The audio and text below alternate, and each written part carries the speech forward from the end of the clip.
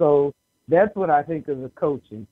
I already put out there my utter displeasure about one play in particular.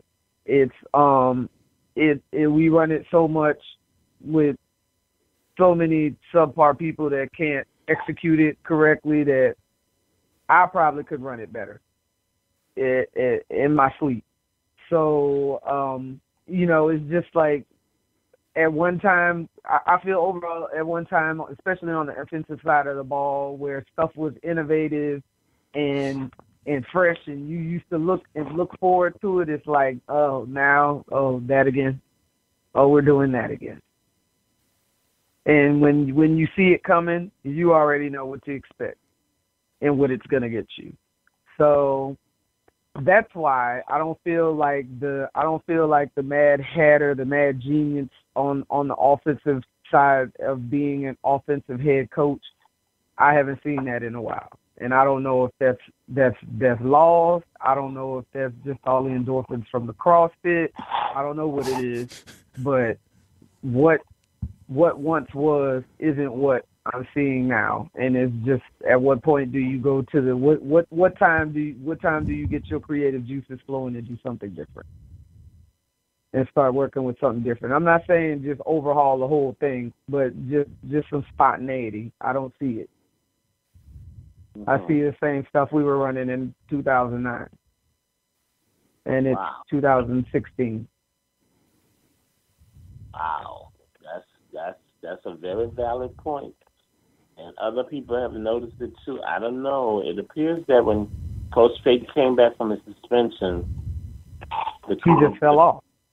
The creativity has not been there. I agree. That's why we've had the Saints are, unfortunately, 17 and 22 in their last 39 regular season games, and they are 17 and 30 in their last 47 games, including preseason.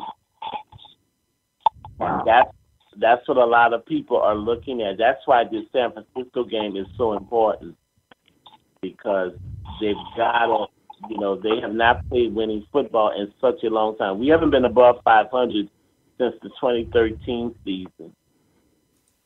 Since the 2013 season. And if you go back to that, they're 22 and 33, 23 and 34 is the Saints record. 23 and 34. And that includes the playoffs. 23 and 34 since the second half of the 2013 season. And that is what's happened to the team. So you've got to find, and that is just barely winning 40% of your games. So we've got to get back to the winning edge. So this San Francisco game is key. Kyle, you have a grade for the coaching staff at mid-year? C-. Wow. Yeah. The reason why I say C- is because I think what overrides what Dennis Allen has had to overcome with the injuries to Rankins and Delvin Breaux and to other guys, sporadically throughout the season, is the personnel moves, like you said, Professor. That really concerns me. Some of the guys who are active and inactive for the game, it just concerns me what the thought process goes into making sure that a player is going to be available for some of these games and the matchups. Now, of course, I don't do the hours of preparation they do as far as viewing the matchups and who will be better suited in certain situations. But from a fan's perspective, you've got to wonder if the New Orleans Saints are still trying to understand themselves, who they have as players. That's true. If they're trying to find their identity. Yeah, it's like who's this guy? Who's Tommy Lee? Who's Brandon Coleman this week? Who's you know what I'm saying? It's just who do we have? And slowly but surely, you can see that some of these guys are starting to matriculate into a winning formula, right? Right. Never thought Crawley was going to be your starter. And look, we didn't even know if this guy was going to make the team. Now he's a starter, but he's also been, in my opinion, as consistent as Kenny Vaccaro has been in the defensive backfield, right? We didn't know Webb was going to be an important factor of the team. And look what he's been able to contribute with the pickoff against San Diego and that last defensive play against Seattle. Look at, I know Moore has been injured, but he's due back for this game against San Francisco, but he was pretty consistent for us. So what Dennis Allen has been able to do is great. We know what we have as far as the offensive weaponry with Cooks and Snead. The young man Thomas has been outstanding in my opinion. So, but there's still some pieces early on in the season. I think the preseason kind of messed the Saints up, man, how he juggled that offensive line. Pete going from right to left, left to right, left, up, down, hitting out, you didn't know what he was going to do. And that really caused a lot of incontinuity to the structure of that offensive line, even though they played well. But think how much more effective they would have been if they would have at least kept Pete consistent at left guard. So that's right. All I have to say. I still believe C- / incomplete. And that's a good point. The actual record that the Saints have in their last 52 games is a mind-boggling. The Saints are only 18-34 in their last 52 games. That Wow. includes 3 preseasons and 2.5 regular seasons. And that puts them at a winning percentage of 30%. That's not me making this up. You can go and check the one-loss records from preseason 2014 up until the victory over Seattle. The Saints have only won 18 games, and they have lost a total of 34. Right. That's the sad fact. I don't know how many coaches would still have a job with an 18-34 record. So the story is still to be written on what happens this year in that area. I think I stated this before. I'll state it again. I'm not quite sure if we elongated Coach Sean Payton's time out of love for winning the Super Bowl instead of allowing him to move on. This year has been riddled with a lot of injuries on defense, and yet they still could have easily been 6-1. The Saints lost a game to the Raiders because of intangibles. And because the offense took a 24-10 lead and took their foot off the pedal. That's on Coach Payton, Pete Carmichael, and Drew Brees. You would have never been in that predicament with Craig Robertson getting that bum call or those 2 two-point conversions. You lost the game to the New York Giants because the offense and the play calling was very shoddy, and you left several drives with an outstanding defense performance. That goes to Coach Payton. Now, the Atlanta game, that loss, the Tommy Lee Lewis and the Drew Brees, I can't blame that on Coach Payton because the Saints would have probably had 40 points in that game. The defense didn't show up. Now, the Kansas City game that you lost, in terms of all of those drives you left right at midfield in that game, the Mark Ingram fumble, the Drew Brees turnover, that kind of is, play calling. On that 1st and goal in Kansas City, I would have thrown it. I would have caught them off guard.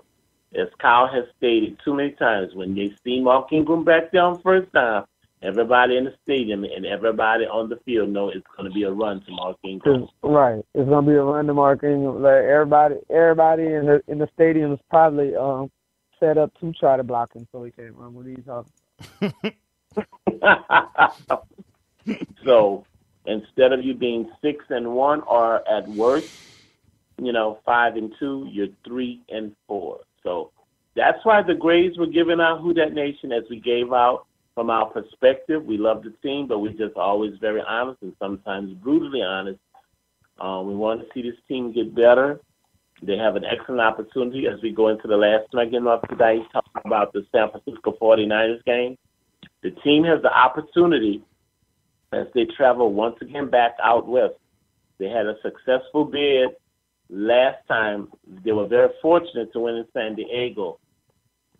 If the Saints can go out here in San Francisco, the keys to this game are real simple. No turnovers, solid play from the offense, adequate play from the defense, Will Lutz accuracy if he has to kick field goals, more touchdowns in the red zone versus field goals, and can we get some type of special team play from Lewis or Murphy? Those are the keys. The intangibles. No personal fouls unnecessarily or foolishly.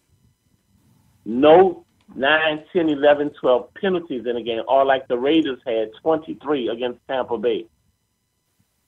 You win this game. You've got to win this game or your season is over. Because then you will be at 5 losses with not much room for error after that. So those are the keys. I don't have a prediction because I am 0 for 4 in picking Saints games, so I'm not picking them anymore. I just hope and pray we can win the game. Your thoughts on this game against the 49ers, Diva? Pretty much everything you said. I haven't made picks. I stopped making picks after the first game. Because the way that happened, I just, well, how do you say it? Hope for the best, hope for the worst and the best, and I just keep wishing for the best. And so far, I haven't. So far in that effort, when we lose, I'm not too hurt over it. But when we win, it's so far it's been important wins. It's been, to me, like I said, it's been Achilles tendon, because Carolina last year, Achilles tendon. San Francisco, for the longest time, once they came back to their dominance with the sonic boom or Richard Sherman's mouth so much, he talks so much, it goes boom, whatever they're called. Legion of Boom. They have been at Achilles tendon. And San Francisco, for the longest time, as anybody can remember, has always been that hill we try to get up to, but have been so unsuccessful. So there's some pluses as to why we can win this, but it's a winnable game. If they lose, it's their game to lose, and that's how I would put that. All right, Kyle, your thoughts on this San Francisco 49ers game? Well, golly, this game makes me uneasy, and I'll be honest with you. And it only makes me uneasy because of the fact that you have a team that is just inconsistent. And then you have a team that they have nothing to lose on that other side. They have nothing to lose, and then on this side we're schizophrenic. And Rich Kelly, I really believe, and you saw it in the Seattle game, the Saints are susceptible to trick plays. Rich Kelly can do that to you. And you have a quarterback that's not very good in the pocket, but the Saints have problems containing quarterbacks, and they've always had a problem containing Colin Kaepernick. Yep. If the defense can be disciplined in how they're able to contain him, just like they were able to contain Russell, but Russell was injured. Colin Kaepernick is not.